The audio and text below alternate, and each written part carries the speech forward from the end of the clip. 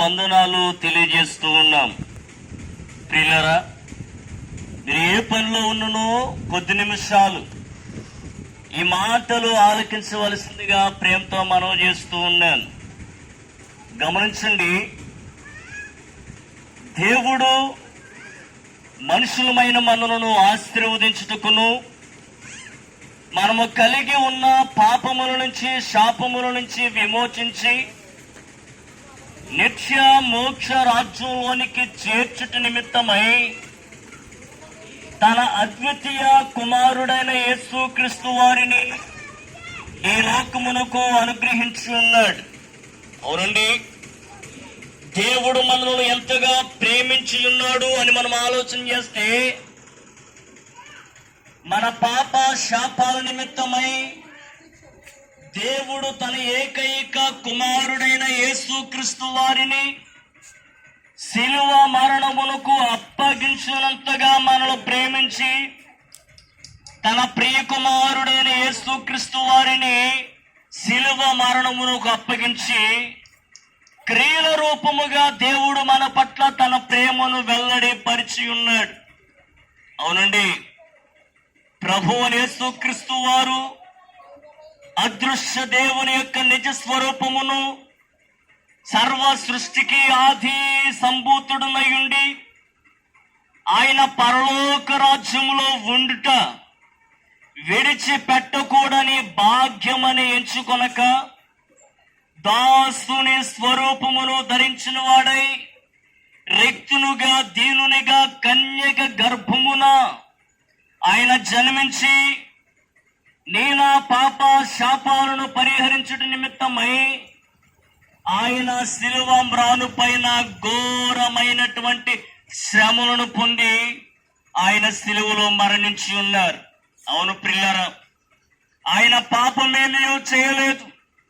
యేసుక్రీస్తు వారు ఆయన గురించి లేఖనం సాక్ష్యం ఇస్తున్నది.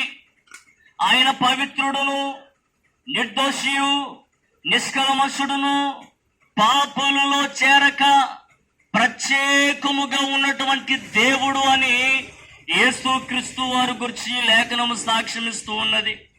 అయితే శిలువ మ్రాను పైన ఎందుకు మరణించి ఉన్నాడు? అవును ప్రియులారా, ఆయన నేనా పాప శాపాలను పరిహరించడం నిమిత్తమై శిలువ మ్రాను పైన మరణించి ఉన్నారు. తన అమూల్యమైన రక్తమును మన కొరకు క్రయధనముగా ఆయన అర్పించి ఉన్నాడు.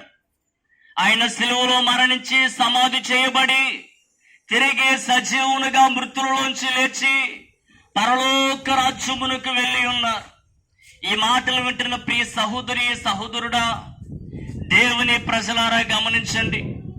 యేసుక్రీస్తు రక్తము మనలో ప్రతి పాపముల నుంచి విడిపించి పవిత్రులుగా, నిర్దోషులుగా చేస్తూ ఉన్నది.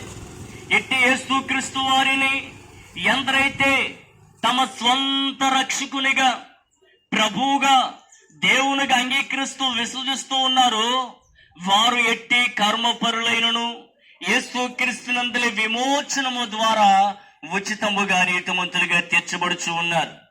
కాబట్టి ప్రియులారా, దినములు చెడ్డవే గనుక సమయమును పోనివ్వక నేడే పరిగిడి ప్రభు యేసుక్రీస్తుకు చేరాలని ఆయన యందు సర్వ మానవాళికి అనుగ్రహింపడిచిన పాప క్షమాపణను అంగీకరించి ఆయన యందు పునరుద్ధానమును పొంది నిత్య జీవమును స్వతంత్రించుకోవాలని ఈ మాటలు తెలియజేస్తూ ఉన్నాం.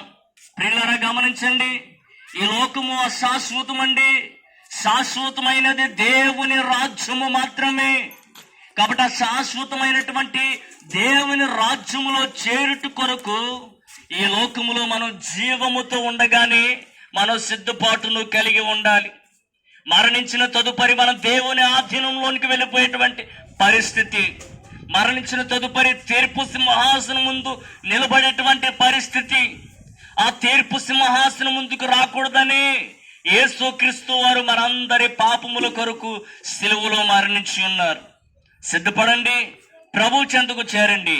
మన ప్రాంతం క్షేమం కొరకు చిన్న ప్రార్థన. ప్రేమగా